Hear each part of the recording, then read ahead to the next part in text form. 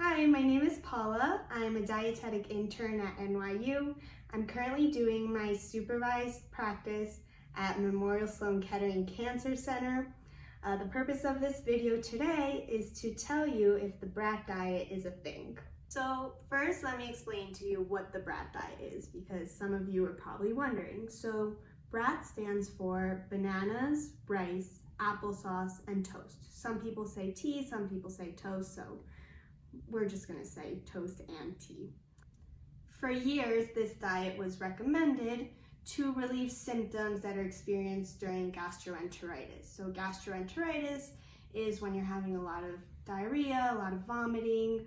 So, this type of eating was recommended because bananas, rice, applesauce, toast are all very bland foods.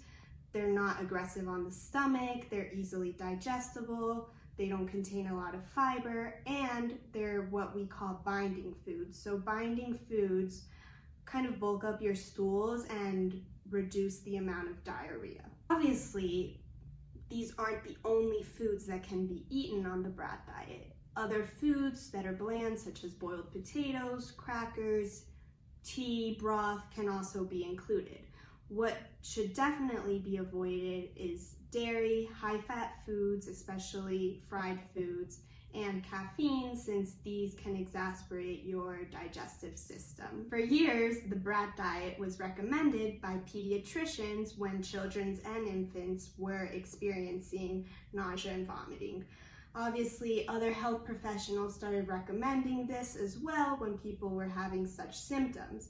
However, a lot of health professionals now are warning against this restrictive type of diet. In fact, the American Academy of Pediatrics no longer recommends this diet for children and infants. The reason a lot of health professionals are no longer recommending this type of diet is because the research lacks. There's not enough research saying that eating this way is beneficial. Actually, there's more research saying that eating this way when experiencing nausea and vomiting is actually harmful. The problem is this diet is so restrictive that when someone is eating only bananas, rice, applesauce, and toast, they're depleting their body of many of the macro and micronutrients that are necessary for all the bodily functions. This is especially dangerous for children and infants that are still growing and need these micro and macronutrients to grow. There has been research on some of the foods included in the BRAT diet and why they're helpful for nausea and vomiting, such as bananas. So bananas contain pectin, which is an amylase-resistant starch.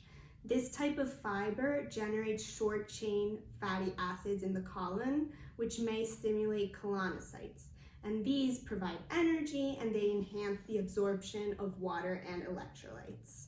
Now you may be wondering, how do I actually treat the stomach flu if I have only been told that I have to follow a BRAT diet? Well, the first thing you want to do when experiencing nausea and vomiting is hydrate, because one of the biggest risks of having nausea and diarrhea are dehydration.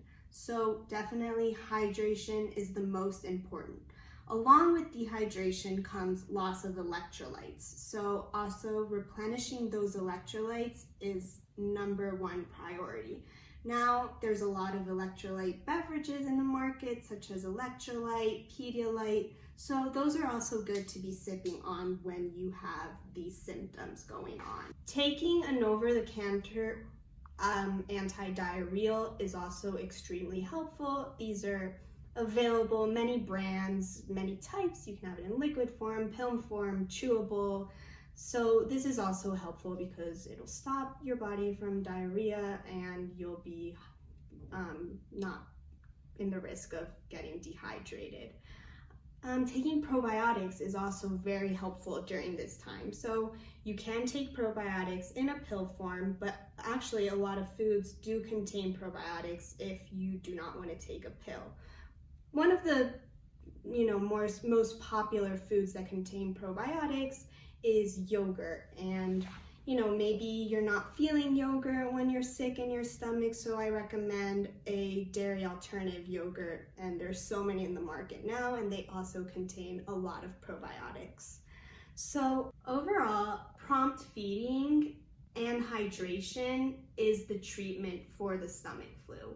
You don't want to go on these overly restrictive diets that will lead to malnourishment and malabsorption because you'll just end up in a bigger problem. So obviously trying to avoid foods such as caffeine, spicy, fried, we know that those are problematic on our stomach. So, keep it simple, bland, yes, not adding too many seasonings, spices, but try to include a variety of foods because a BRAT diet doesn't include much. I mean, think about it. There's no vegetables in this diet. You're not including different fruits. Protein, there may be some chicken here and there, but you still want to try to keep it as normal as possible and hydrate and drink those electrolytes. I did create this pamphlet on the BRAT diet and if it's a thing, and this includes sort of the advantages, disadvantages, and how you should treat the stomach flu. I'll also be sharing that with you all soon. Thank you so much for watching my video. If you have any questions, let me know. I will be answering some questions that I got from my Instagram followers.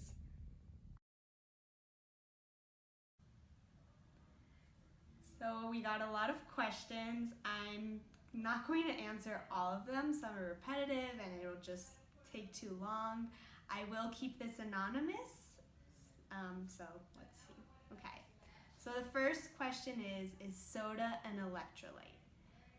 I wouldn't exactly call soda an electrolyte because it can actually be very dehydrating with all the sugar it contains.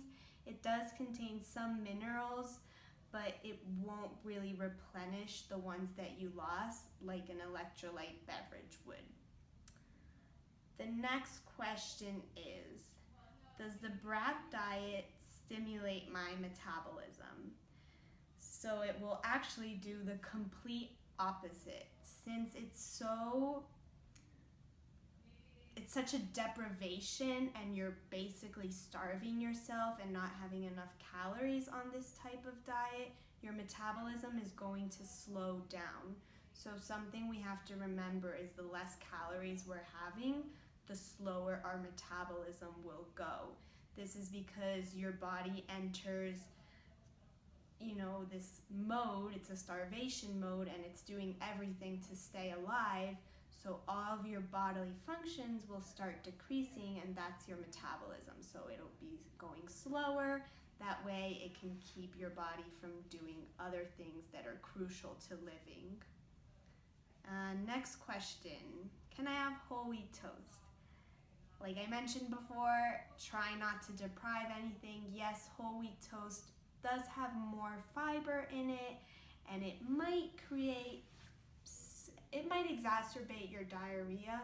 So if you really are a toast person and you generally eat toast, I would try to keep it to white toast while you're sick with vomiting or diarrhea. Will I lose weight?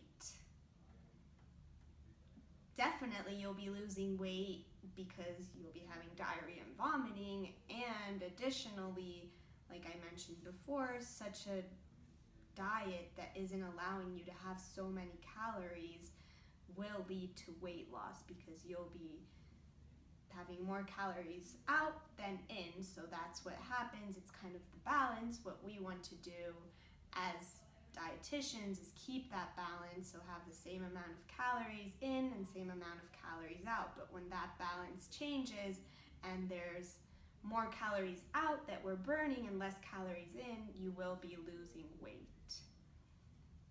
Is the BRAT diet only for sick people? Well, yes, it was created for people that are very sick in their stomach, that have vomiting, that have diarrhea.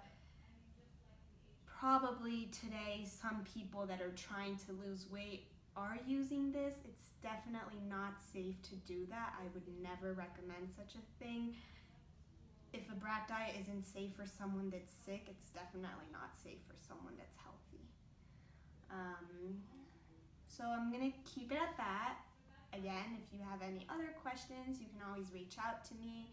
My Instagram page is Nutritious Paula, so please follow me there, and I am always happy to answer any questions.